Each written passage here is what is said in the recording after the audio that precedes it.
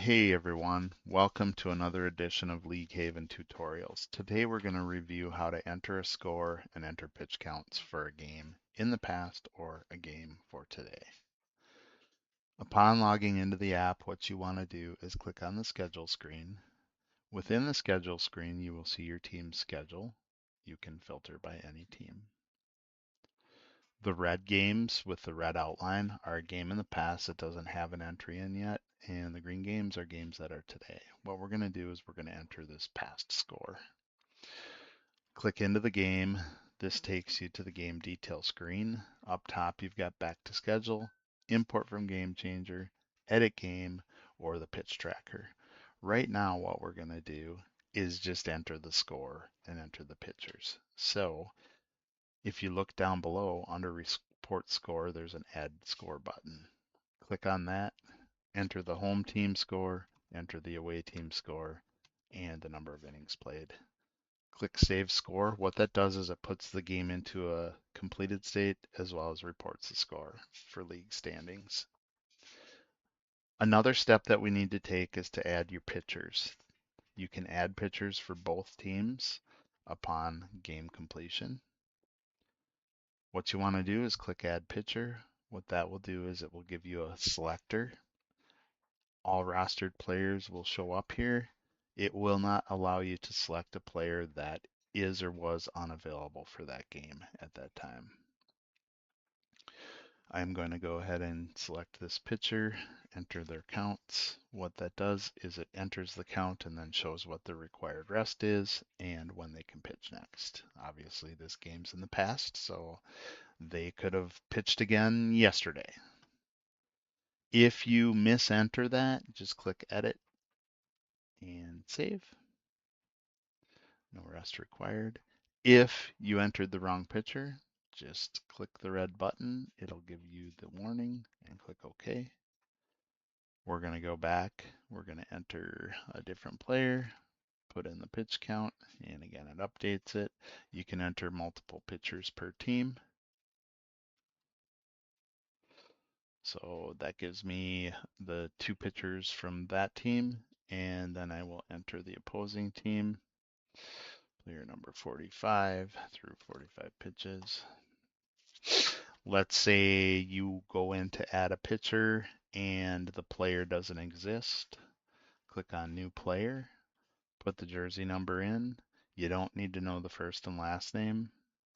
Click add player, and now it'll automatically select them and put in their pitch counts, and they have now been added to the log.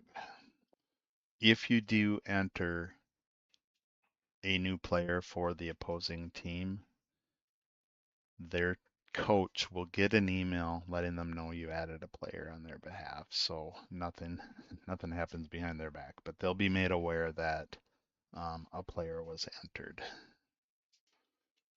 Now that we're done with that, if we go back to the schedule, you can see the red border is gone and the final score is in there. It changed to final. If you need to edit it, you can go back in. You can edit the score. Oops, I made a typo. It was actually 15 to 12. And you know what? I missed a pitcher.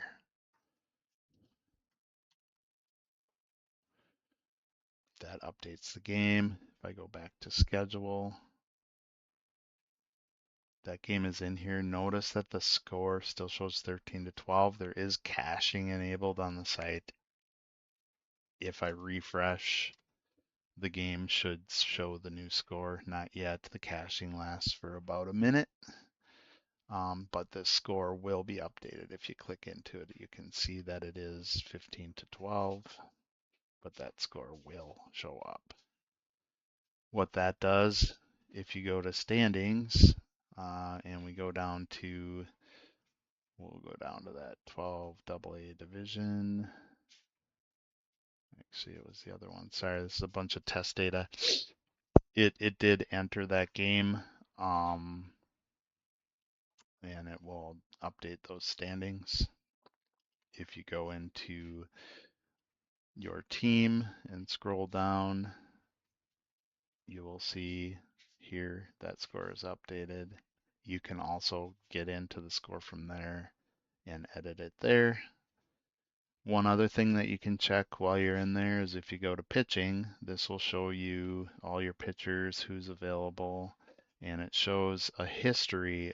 It is the last 7 days and the future 3 days. So it's like a 10-day span.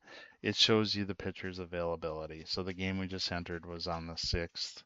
It shows the pitchers that could not pitch on the 7th and then who could not pitch on the 8th. Otherwise, they're available.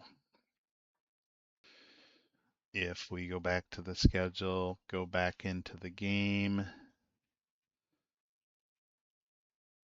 and I want to go look at the opposing team. Their pitchers logs are also in there, shows their availability. Everything is updated. You can see that the score here of 15 to 12 was also in there. But that is how you enter a game after it has been completed.